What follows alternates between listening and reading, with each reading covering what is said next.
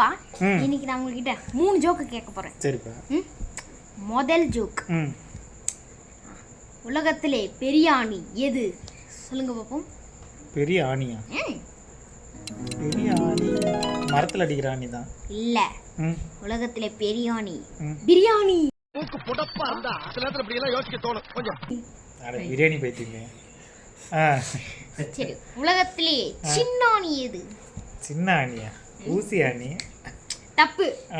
இதுவும் தப்பு. இதுவும் தெரியலையா? உலகத்திலே சின்ன ஆணி பட்டாணி. ஆளை பார்த்தா கொஞ்சம் ஒம்பளுக்கிற மாதிரி தான் இருக்கான். சரி, அடுத்தது மூணாவது, உலகத்திலே பெரிய கேட் எது? பெரிய கேட்டா? இந்தியா கேட்டோ? இல்ல, கோல்கேட்.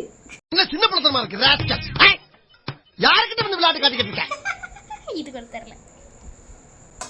சில்லி பாய்.